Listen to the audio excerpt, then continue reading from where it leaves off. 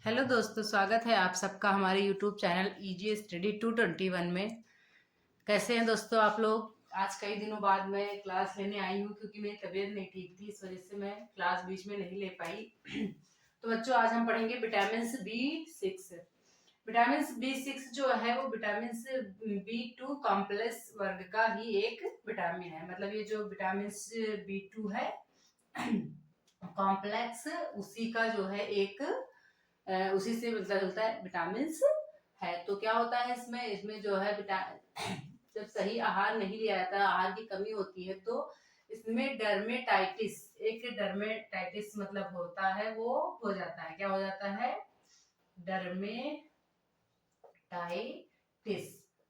ये रिसर्च के द्वारा ये पता किया गया, ठीक है। वह विटामिन B6 लेने से ठीक हो जाता है। जब ये डर्मेटाइटिस होता है तो जब ये विटामिन जो है मतलब विटामिन B6 दिया जाता है तो ये ठीक हो जाती है, मतलब देने से सही हो जाता है। इसका पता कब लगाया गया? तो इसका पता 1938 में लगाया गया। कब? 1938 में, ठीक है। इसका पता 1938 में जो है कहाँ पे लगाया? विभिन्न वैज्ञानिकों ने अलग अलग इसका रिसर्च किया और इसका नाम रख दिया पायरिडाक्सिन। क्या नाम रखा? इसके नाम जरूर नोट कर लिया करिए, पायरिडाक्सिन। ये नाम ही आपको एग्जाम में दिखेंगे। जो ये प्री वाला एग्जाम है इसमें सिर्फ जो है नाम ही नाम दिखेंगे, उसके बाद में जो मेंस मतलब एग्जाम होगा उसमें तो थ्योरी आपको देखने को मिलेगी। इसका नाम रखा गया। अब इसकी रासायनिक जो संरचना है, इसकी रासायनिक संरचना और गुण क्या है? तो इसकी जो रासायनिक संरचना हो गई, रासायनिक संरचना और गुण, इसके जो मतलब ये है पायरिडाक्सिन जो है, ये एक मिनट लिख दूं तो समझाऊं। आप भी नोट करते रहिए मेरे साथ। पायरी जो है डाक्सिन, ये हो गया। और इसके बाद में मतलब इसमें पैरिडॉक्सिन में पायरिडीन न्यूक्लियस होता है। जो ये मतलब ये पायरिडॉक्सिन होती है, इसमें जो है इसमें क्या होता है? इसमें जो है पायरिडीन होती है, पायरिडीन होती है, ठीक है। इसमें पैरिडीन मतलब पाई जाती है। तो क्या होता है इसमें? पैरिडीन जो है न्यूक्लियस होता है। पैरिडीन न्यूक्लियस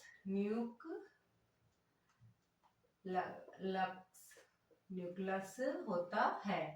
पायरिडीन जो है पायरिडैक्सिन के अलावा मनुष्यों में एवं अन्य प्राणियों में जो शारीरिक पायरिडैक्सिन और जो पायरिडैक्सामीन नामक निकट रूप से समृद्ध दो यौगिक होते हैं। एक तो ये हो गया, दूसरा हो गया पायरिडॉक्सल हो गया, ठीक है। पायरिडॉक्सल। और इसके अलावा ये नाम नोट कर लीजिए, यही जो है इंपॉर्टेंट है। डाक्सामीन, पायरिडॉक्सामीन, ये भी जो है, ये दोनों जो है क्या हुआ? ये दोनों पाए गए, ठीक है। मतलब उसके निकट यही दोनों यौगिक उसके निकट का पाए गए। किसके निकट? जो है B6 के निकट। तो क्या हुआ? जैसे क्या नाम है, ये जो यौगिक हैं इनके दोनों के जो मतलब इनके गुण हैं, तो ये क्या होते हैं? आसानी से पानी में घुल जाते हैं। और क्या होता है? ये उदासीन होते हैं।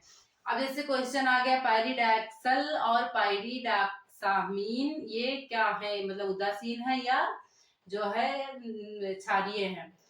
तो ये उदासीन या क्षारीय ब्लैक दोनों मतलब हैं, लेकिन ये क्या होता है? ये धूप में समाप्त हो जाते हैं। दोनों क्या होता है? धूप में समाप्त हो जाते हैं। ये थे इसके रासायनिक जो है संरचना होगा। अब इसके शरीर में क्या कार्य है? जो शरीर है भी इसमें उसका क्या कार्य है?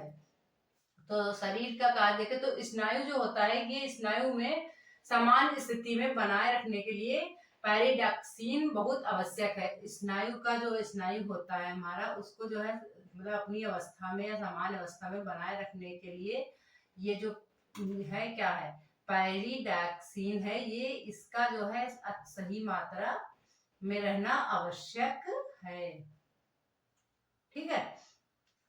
यह और क्या होता है, अमीनो अम्ल के चयापचय में पायरिडॉक्सिन फास्फोरस सहयोगी एंजाइम की तरह से कार्य करता है।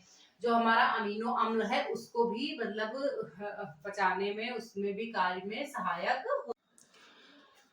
तो इसके जो है शारीरिक कार्य क्या हो गए, शारीरिक कार्य में स्नायु को समान स्थिति में बनाए रखने के लिए पायरिडॉक्सिन बहुत ही आवश्यक है। ये जो मतलब स्नायु है इसके मतलब इसके लिए ये पायरिडॉक्सिन आवश्यक है। और क्या होता है, अमीनो अम्ल के चयापचय के लिए, जो अमीनो अम्ल हमारे पेट में पाया जाता है, आंत में पाया जाता है, उसके लिए जो है मतलब उसके पाचन के लिए भी पायरिडॉक्सिन की आवश्यकता होती है। अब इसके कमी के प्रभाव क्या हो गए, जो वयस्क मनुष्य होते हैं उनमें जो है मतलब जो विल्टर थे और उनके जो सहयोगी थे उन्होंने बताया कि 8 वयस्क मनुष्यों में 18 से 55 दिन तक डीऑक्सीपायरिडॉक्सिन देकर पायरिडॉक्सिन की कमी पैदा की, मतलब ये इसकी कमी को पैदा किया गया, मतलब इसकी कमी को बढ़ाया गया। मरीजों में से 7 को सेबोरिया के घाव आंख, नाक और मुंह के आसपास दिखाई दिए। मतलब जब इसकी कमी, इसके जिससे जिससे जिससे इसकी पूर्ति होती है वो चीजें नहीं दी गई तो इसकी कमी हो गई। और इसकी जब कमी हो गई तो मनुष्यों में क्या देखने को मिला, उनके जो है मतलब आंख के पास घाव, नाक और मुंह के आसपास घाव से दिखाई दिए। एक मरीज को मितली, उल्टी, कमजोरी और चक्कर की शिकायत हुई। इस तरह के लक्षण मतलब इसके पाए गए। जब रोगियों को जब 1 सप्ताह के लिए पायरिडॉक्सिन दिया गया तो रोग सही हुआ। 1 मिनट।